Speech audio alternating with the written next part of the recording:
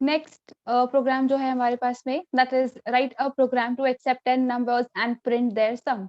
अब ये लगभग बिल्कुल वैसा ही है जैसे कि हमने लूप के केस में इम्प्लीमेंट किया था, बट यहाँ पर हमारे पास में जो थोड़ा सा डिफरेंस है वो ये है कि यहाँ पे हम जो 10 नंबर्स एक्सेप्ट करने वाले हैं वो हैं अब एरे के अंदर। ठीक है, यहाँ पे थोड़ा सा क्वेश्चन को मॉडिफाई कर देते हैं, इन एरे, क्योंकि अगर सम कैलकुलेट करना हो 10 नंबर्स का तो वो लूप की हेल्प से भी किया जा सकता है।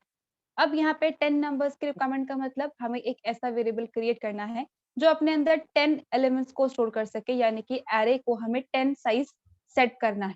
ठीक है, तो starting with the main program, सबसे पहले अगर वेरिएबल क्रिएट करना है तो हमें यहाँ पर एक डेटा टाइप मेंशन करना है। उसके बाद यहाँ पे एरे वेरिएबल का नेम आता है और स्क्वायर ब्रैकेट के अंदर हम स्पेसिफाई करते हैं साइज कि कितने एलिमेंट्स का यहाँ पे हमें एरे क्रिएट करना है। अब यहाँ पे 1 बाय 1 इस स्पेसिफिक हर एक इंडेक्स पे हम इनपुट लेंगे और हर एक इंडेक्स को एक्सेस करके ही वैल्यू निकल के आएंगी, तभी तो सम कैलकुलेट होगी। तो यहाँ पे काउंटर वेरिएबल के तौर पे मैंने आई वेरिएबल एक क्रिएट किया है, और क्योंकि सारे नंबर्स का एक साथ मुझे सम करना है तो मैंने सम नाम का एक वेरिएबल क्रिएट कर दिया जिससे मैंने 0 से इनिशियलाइज करवा दिया, फॉलोड बाय CLR SCR।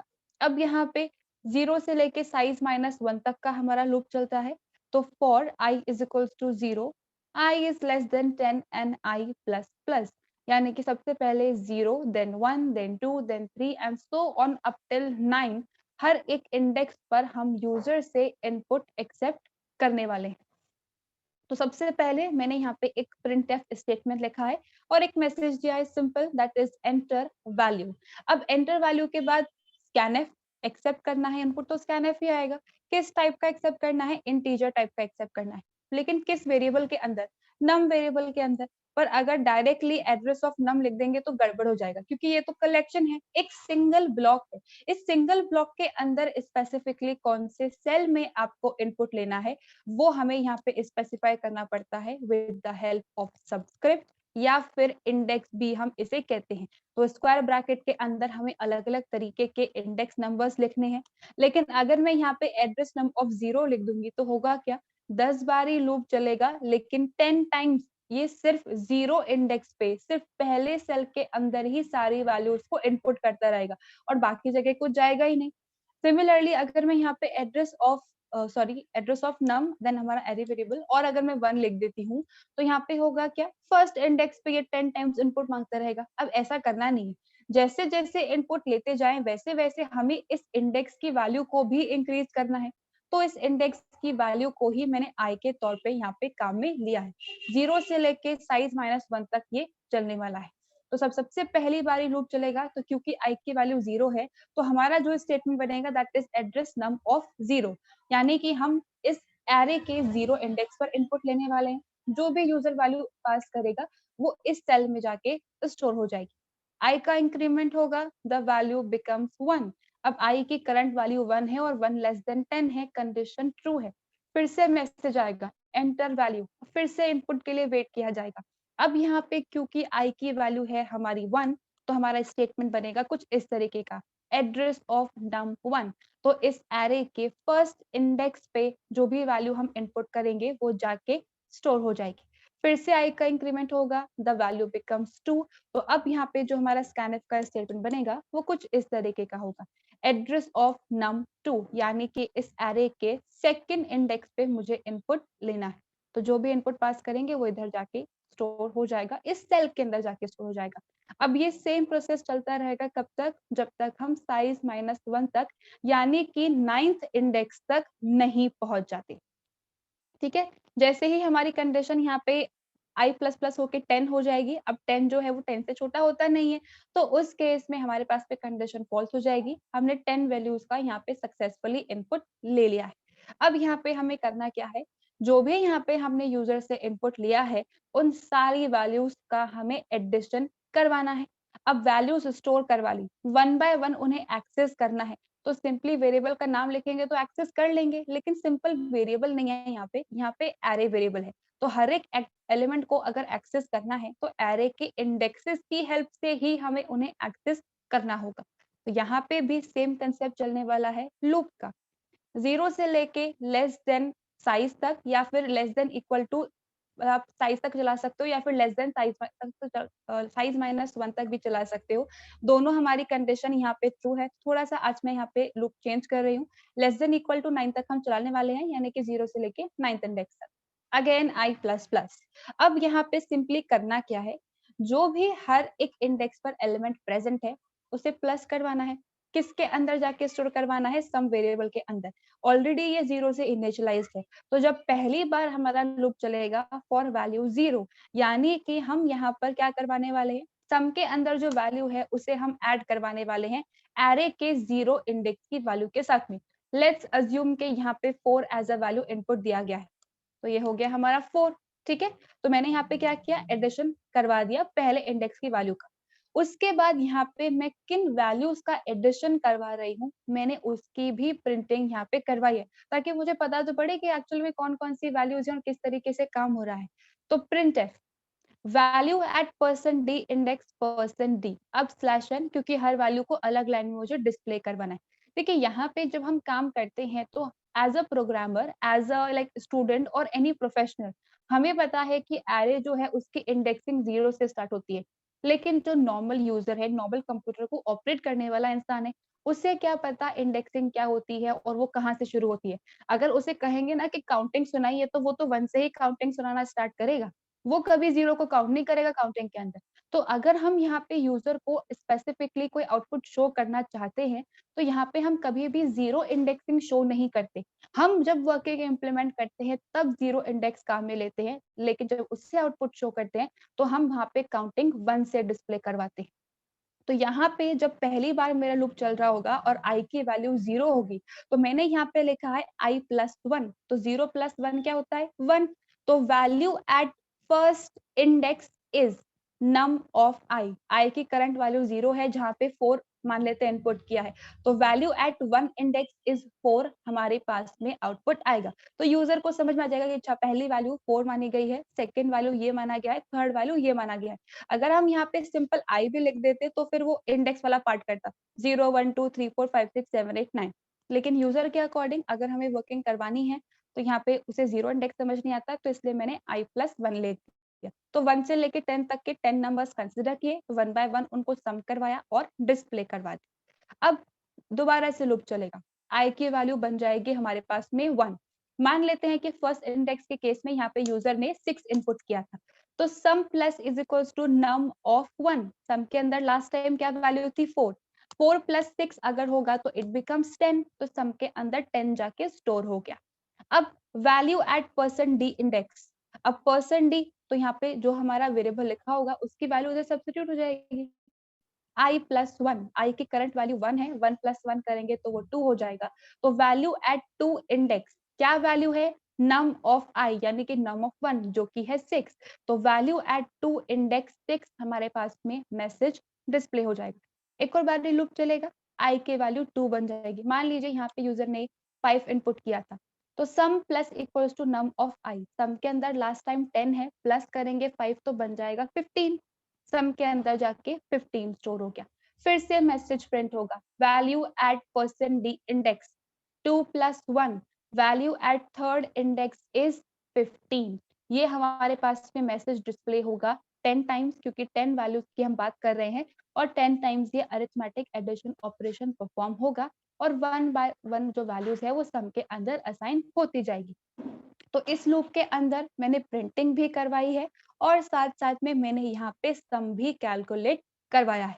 अब एंड में जब ये सारी डिस्प्ले हो जाएंगे और फाइनली सम कैलकुलेट हो जाएगा सारी वैल्यूज के लिए, तो एंड में एक प्रिंटफ स्टेटमेंट लिखा है मैंने, that is sum of all the numbers entered %d, sum. तो यहाँ पे मान लेते हैं अगर टोटल सम हमारा 90 आया है, तो सम ऑफ ऑल नंबर एंटर्ड 90। कुछ इस तरीके का मैसेज हमारे पास में डिस्प्ले होगा।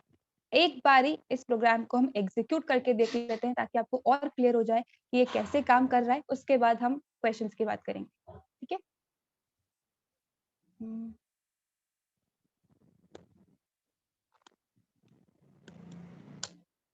वही प्रोग्राम है जो अभी हमने डिस्कस किया है। तो सबसे पहले कंपाइल, कोई इसमें प्रॉब्लम नहीं है, then execute.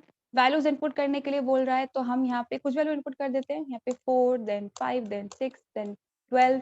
then 9, then 3 again, then 10, then 2 and 3 and 2 and देखिए, तो यहाँ पे जो वैल्यूज अब मैंने इनपुट करी है, तो अब देखिए यहाँ पे इंडेक्सिंग जो है वो 0 से स्टार्ट नहीं हुई। Value at 1 index, value at 2 index, value at 3 index, value at 4 index, 5, 6, 7, 8, 9 and 10। तो यहाँ पे प्रॉपर काउंटिंग आ रही है 1 से लेकर 10 तक।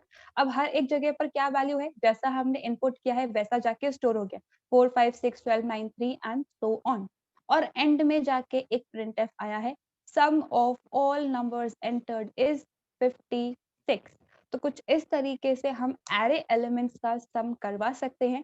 अब यहाँ पे हो सकता है आप लोगों में से कोई ऐसा कहे कि मुझे तो ये प्रिंट ही नहीं करवाना, मत करवाओ प्रिंट, और फिर उसके बाद मैं सम के लिए दोबारा से क्यों लूप लिखूं, मैं सम को यहीं लिख देता हूँ ना। जैसे यहाँ पे मेरे पास में वैल्यूज आ रही हैं, जैसे जैसे वैल्यूज आती जा रही है वैसे वैसे सम करवा लो, तो ये भी प्रोग्राम बिल्कुल सही है। अगर आपको ये वैल्यूज प्रिंट नहीं करवानी है कि आपने एरे में क्या इनपुट किया है, तो फिर उस लूप को आप स्किप कर सकते हो। फिर सम वाला स्टेटमेंट इसी सेम लूप के अंदर लिख देना। जैसे जैसे वैल्यू आती जाएंगी वैसे वैसे उनका एडिशन होता जाएगा और एंड में जाके यहाँ पे हमारा प्रिंटफ काम कर जाएगा। तो दोनों तरीके सही हैं, जैसे आपको करवाना है वैसे आप करवा सकते हैं और एरे एलिमेंट्स का सम कैलकुलेट कर सकते हैं। अब इस प्रोग्राम के अंदर किसी को कुछ भी confusion?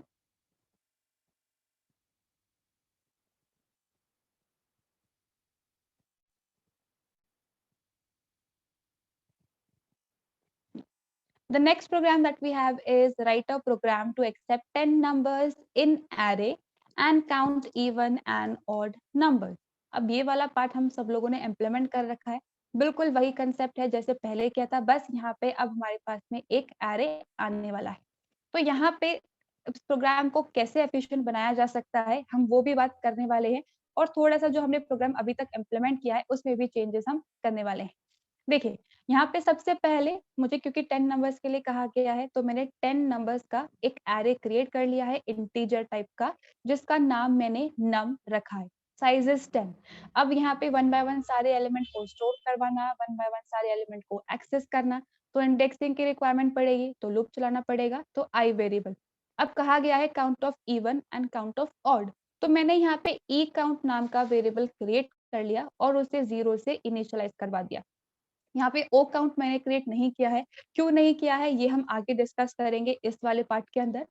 Followed by CLR STR। अब वन बाय वन यूजर से इनपुट लेना है 10 एलिमेंट्स का, तो 0 से लेके 9 तक का हमारा लूप चलेगा। ठीक है, तो यहाँ पे लेस देन इक्वल टू 9 या फिर लेस देन 10, दोनों में से कुछ भी आप काम में ले सकते हैं। सबसे पहले प्रिंट एफ एंटर वैल्यू, उसके बाद स्कैन एफ। कहाँ पे इनपुट लेना है, नम के 0 इंडेक्स पे, क्योंकि स्टार्टिंग वैल्यू वही है, तो एड्रेस ऑफ नम ऑफ 0। तो सबसे पहली वैल्यू पहले सेल के अंदर यानी कि 0 इंडेक्स पे चली जाएगी।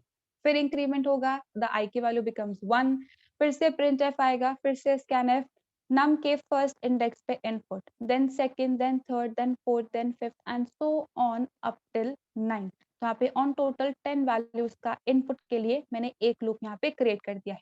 अब वन बाय वन मुझे क्या करना है, एलिमेंट को एक्सेस करना है और चेक करना है कि वो इवन है या ऑड है। इवन है तो काउंट कर दो, ऑड है तो काउंट कर दो। तो हम यहाँ पे जो पहले कंडीशन लिखते आए हैं वो कुछ इस तरीके से होती है। वही सेम लूप चलाना पड़ेगा क्योंकि सारे एलिमेंट्स को एक्सेस करना है। तो i is equals to 0, i is less than 10 and i plus plus. ये तो हो गया हमारे एक एक एलिमेंट को एक्सेस करने के लिए। अब यहाँ पर यूजुअली मॉडुलस की कंडीशन क्या बनती है, जो भी हमारा नंबर है उसे 2 से मॉडुलस करके देखो। अगर यहाँ पे डिविजिबिलिटी हमारे रिमाइंडर 0 आ जाता है, मतलब ये नंबर कंप्लीटली डिविजिबल है, तो फिर कहलाता है ये हमारा इवन नंबर। लेकिन अब नम नहीं है, हर एक इंडेक्स पे जो वैल्यू प्रेजेंट है वो हमें काम में लेना है। तो उसी तरीके का कंडीशन मैंने यहाँ पे फॉर्म किया है। If num of i mod 2 is equals to 0। मान लेते हैं कि यहाँ पे पहला नंबर ही यूजर ने 10 इनपुट किया है, तो 10 को अगर मैं 2 से मॉडुलस करती हूँ तो ऑफ कोर्स 2 5 से 10 होता है, तो रिमाइंडर 0 आएगा और 0 0 के इक्वल है, यानी कि इस 0 इंडेक्स पे जो एलिमेंट प्रेजेंट है वो कंप्लीटली 2 से डिविजिबल है। उस केस में मैंने क्या किया, यहाँ पे ई काउंट के अंदर प्लस प्लस कर दीजिए। ठीक है, मान लेते हैं यहाँ पे 10 नहीं बल्कि 11 एज अ नंबर है। अब 11 को अगर मैं 2 से डिवाइड करूं तो मेरा जो रिमाइंडर होता है ना वो 0 नहीं आता, वो 1 आता है, और 1 जो है वो 0 के बराबर नहीं होता है। तो उस केस में हम क्या करते हैं, हम यहाँ पे लिखते हैं एल्स स्टेटमेंट, ठीक है। और उसके बाद ओ काउंट वेरिएबल मान लेते हैं कि हमने क्रिएट कर रखा है और उसमें हमने प्लस प्लस कर दिया, ठीक है। इसी तरीके की वर्किंग हम लोग एग्जीक्यूट करते आए हैं। अगर यहाँ पे इवन है तो इवन वाले के काउंट के अंदर प्लस प्लस, और अगर ऑड है तो उस ऑड वाले के काउंट के अंदर plus plus. That's how it works. यही वाला पार्ट हमने अभी तक इम्प्लीमेंट किया है, लेकिन यहाँ पे ये थोड़ा सा इनएफिशिएंट है। कैसे इनएफिशिएंट है, उसके लिए पहले एक सिंपल एग्जांपल डिस्कस करते हैं। देखिए, मान लीजिए कि एक बहुत बड़ा सा हॉल है जहाँ पे 1000 स्टूडेंट्स प्रेजेंट, ठीक है। अब 2 एम्प्लॉइज आए, बॉस ने कहा कि आप काउंट करो कि कितने गर्ल्स उसके अंदर प्रेजेंट है और कितने बॉयज उसके अंदर प्रेजेंट है। तो पहला एम्प्लॉय आया, उसने क्या करा, बॉयज को एक तरफ खड़ा कर दिया, गर्ल्स को एक तरफ खड़ा कर दिया। अब काउंट करने लगा, बॉयज का काउंट निकाला 500, ठीक है।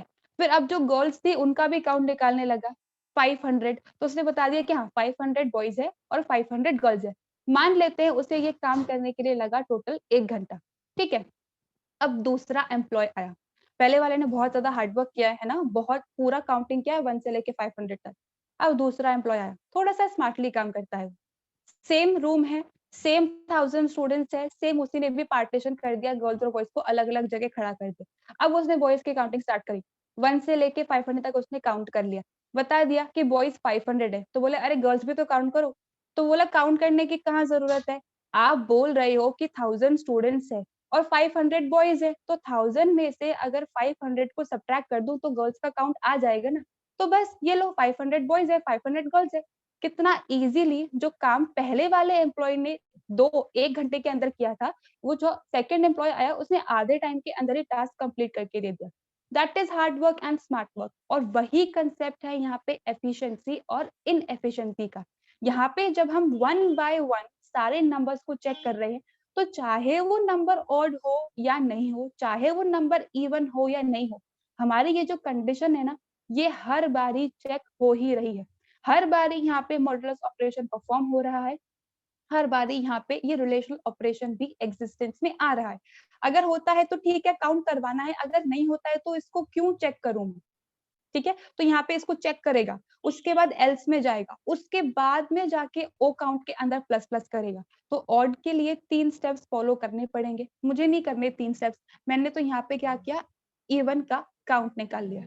अब जितना भी इवन का काउंट आएगा, इस काउंट को अगर मैं 10 में से यानी कि टोटल साइज में से माइनस कर दूं, तो मेरा ऑड का काउंट निकल के आ जाएगा ना। तो ये कहलाता है हमारे प्रोग्राम को efficient banana. Lines of code को भी मैंने कम कर दिया है, साथ साथ में क्योंकि एक वेरिएबल हमने कम क्रिएट किया, तो ये मेमोरी भी कम कंज्यूम होगा। कम स्टेटमेंट्स हैं तो लूप भी बड़ा फास्ट काम करेगा, तो टाइम भी बच गई, प्रोसेसिंग भी बच गया और हमारी मेमोरी भी बच गई। तो इसी तरीके से आपको प्रोग्राम को जज करना है, किसका कितना रिक्वायरमेंट है वो सेट करना है, और उसके बाद वर्किंग इम्प्लीमेंट करवानी है। Now coming back to the loop as well, यहाँ पे जैसे कि मैंने कहा था कि अब यहाँ पे 11 को हम अज्यूम कर लेते हैं, तो 11 के केस में तो कंडीशन फॉल्स है, तो इसको आगे जाने की जरूरत ही नहीं है। आई का इंक्रीमेंट हो गया, थर्ड वैल्यू का इनपुट लेगा। मान लेते हैं कि यहाँ पे 7 है, अब 7 भी 2 से डिवाइड नहीं होता है, रिमाइंडर तो 1 आता है, फिर से कंडीशन यहाँ पे चेक नहीं होगी। तो अब क्या हो गया, 2 स्टेप्स हमारे कम हो गए। 2 स्टेप्स कम हो गए तो फिर ऑब्वियसली ये फास्ट फास्ट काम करेगा। तो इसी तरीके से यहाँ पे एफिशिएंसी बढ़ती है। तो ये सेम प्रोसेस चलता रहेगा फॉर द वेरियस 10 एलिमेंट्स। एक पेन में पूरा प्रोग्राम एक्सप्लेन कर दूं, फिर मैं क्वेश्चन का आंसर करती हूँ, ठीक है। तो अब ये सेम प्रोसेस चलता रहेगा 10 एलिमेंट्स के लिए। हर एक एलिमेंट को हम चेक करेंगे वो 2 से डिविजिबल है या नहीं, अगर है तो ई काउंट के अंदर प्लस प्लस कर दिया। अब यहाँ पे इवन का काउंट तो निकल के आ गया, अब मुझे क्या करना है, ऑड का काउंट निकालना है। तो मैंने यहाँ पे 2 प्रिंटफ स्टेटमेंट्स लिखे एंड में। काउंट ऑफ इवन नंबर्स, वो तो ई काउंट के अंदर है ही, तो मैंने यहाँ पे लिख दिया %d और ई काउंट। तो इसकी जो भी वैल्यू होगी वो इधर आके सब्स्टिट्यूट हो जाएगी। अब ऑड का काउंट निकालना है, फिर से लिखा printf count of odd numbers that is %d। अब ऑड के लिए कोई वेरिएबल तो है ही नहीं, तो ज्यादा कुछ करने की जरूरत ही नहीं है। टोटल साइज में से अगर हम यहाँ पे ई काउंट को माइनस कर देंगे तो हमारा ऑड का काउंट निकल के आ जाएगा। तो 10 में से मान लीजिए अगर 6 हमारे पास में इवन नंबर्स हैं, तो 10 माइनस 6 अगर करूंगी तो आंसर आएगा 4, और वो 4 इधर आके सब्स्टिट्यूट हो जाएगा। तो इसी तरीके से यहाँ पे ऑड का काउंट निकल सकता है। तो कुछ इस तरीके की वर्किंग हम लोग यहाँ पे इम्प्लीमेंट कर सकते हैं और प्रोग्राम को एफिशिएंट बना सकते हैं। अब किसी भी स्टेटमेंट के अंदर किसी को कुछ प्रॉब्लम है, देन प्लीज रेज हैंड। होती है होते हैं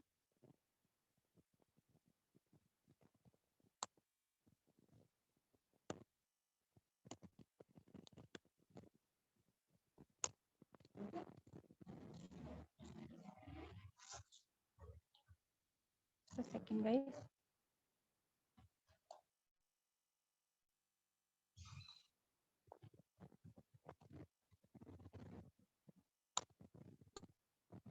अभी वैल्यूज इनपुट करने के लिए बोल रहा है, तो हम सिंपल वैल्यूज ही दे देते हैं। मैंने यहाँ पे दिया है 1 and 2 and 3 and 7 and 12, 23, then 16, then 88, 90, फिर 101। अब देखिए, count of even numbers is 5। Even numbers कौन कौन से 5 है? 2 है हमारे पास में, 12 है, 16 है, 88 है और 90 है। तो 5 निकल के आ गया। अब 10 में से 5 को सब्ट्रैक्ट किया तो ऑड का काउंट भी हमारे पास में 5 निकल के आ गया। तो कुछ इस तरीके से वर्किंग आप इम्प्लीमेंट कर सकते हैं। आई होप अब क्लियर हो गया होगा सबको एग्जीक्यूशन के बाद। किसी को अभी भी कुछ कंफ्यूजन है इस प्रोग्राम के अंदर?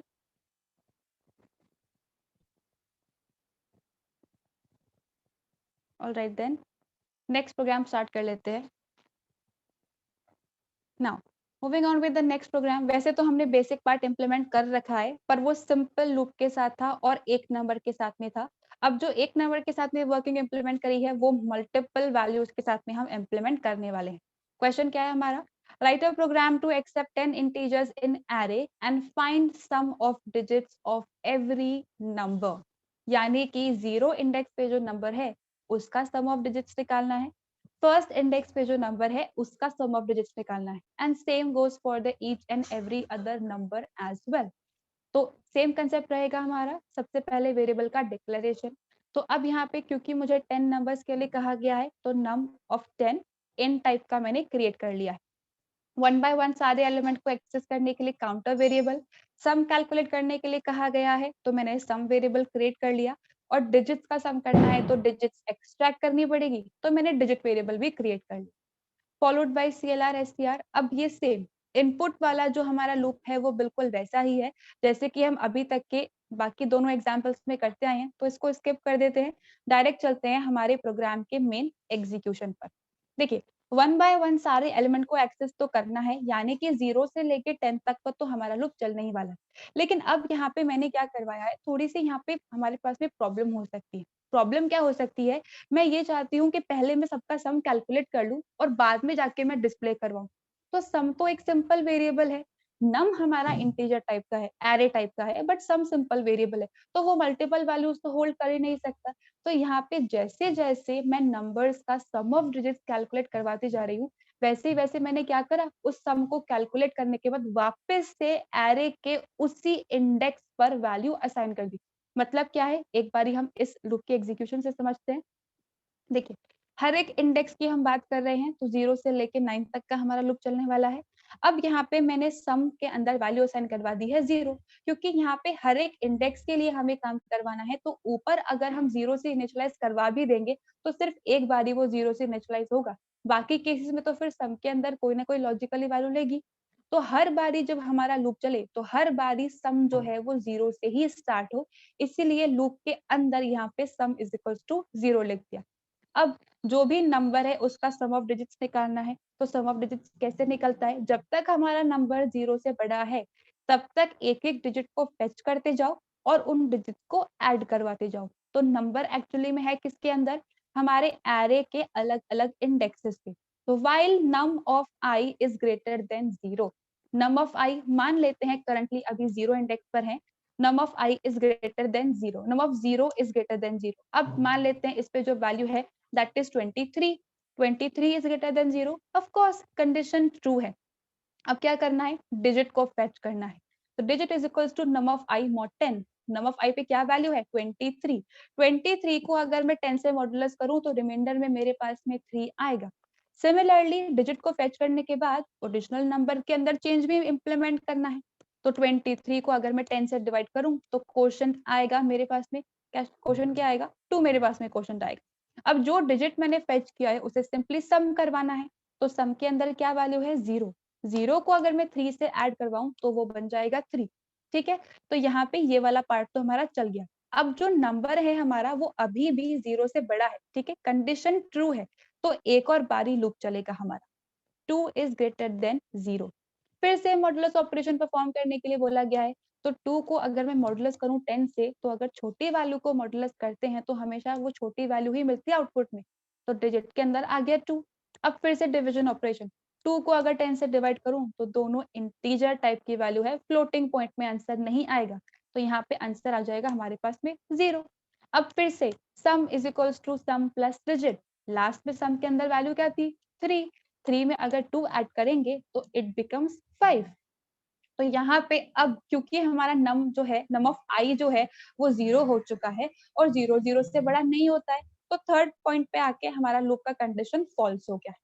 अब यहाँ पे जो सम मैं कैलकुलेट कर रही हूँ वो क्या होगा, नेक्स्ट आइटरेशन के केस में क्योंकि दोबारा से सम कैलकुलेट होगा तो उसकी वैल्यू तो लॉस हो जाएगी, तो यहाँ पे तो हमारा आउटपुट गड़बड़ हो जाएगा। हर एक इंडेक्स पे जो नंबर है उसका सम कैलकुलेट करवाना है, तो इस लूप को ओवर करवाने के बाद मैंने क्या किया, मैंने यहाँ पे लिख दिया num of i is equal to sum, यानी कि यहाँ पे नम के 0 इंडेक्स पे मैंने 5 असाइन करवा दिया।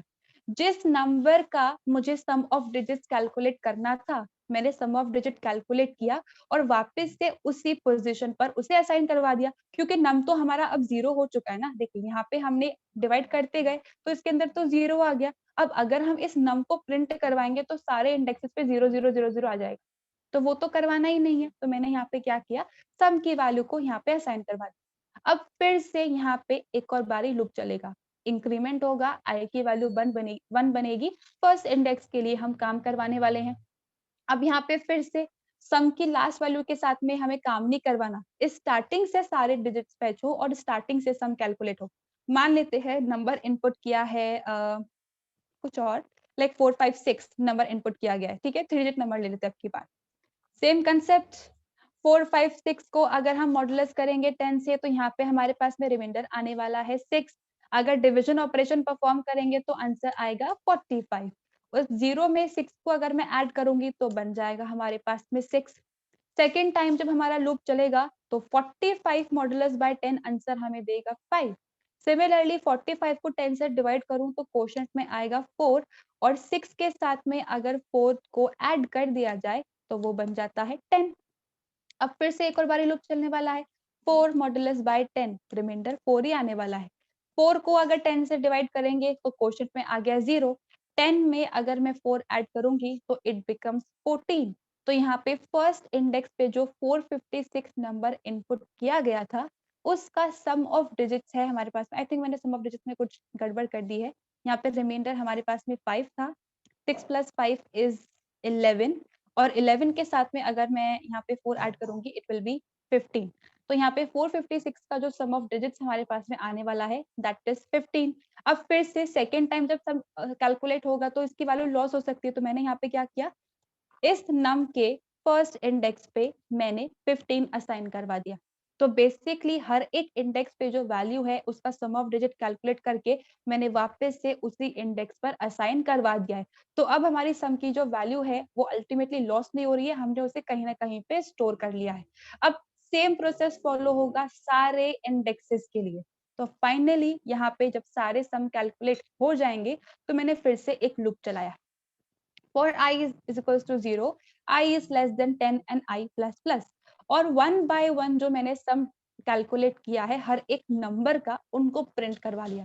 सम of digits percent d num of i, तो नम ऑफ आई यानी कि नम ऑफ 0 इंडेक्स पे क्या प्रेजेंट है हमारे पास में 5 प्रेजेंट है, हमने अभी यहाँ पे कैलकुलेट किया, तो सम ऑफ डिजिट्स 5 पहली बार प्रिंट हो जाएगा।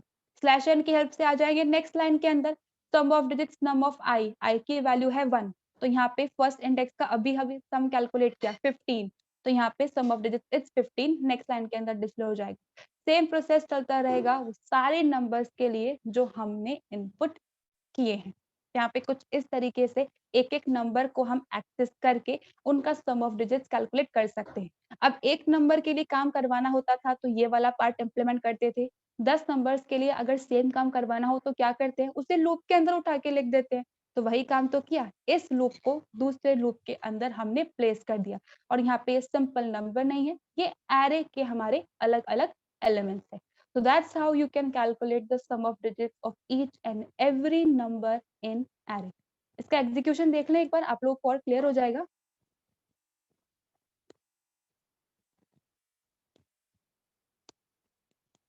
ये है हमारा array का program. Compile and execute. Number मैंने कुछ इस तरीके का इनपुट किया है.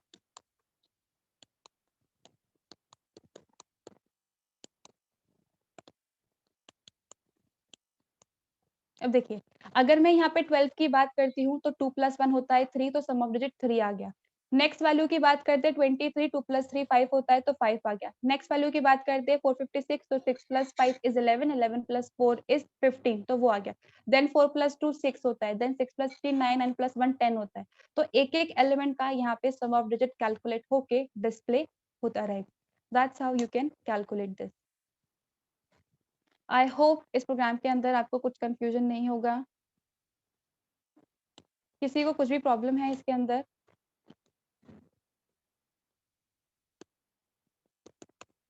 Just a second guys.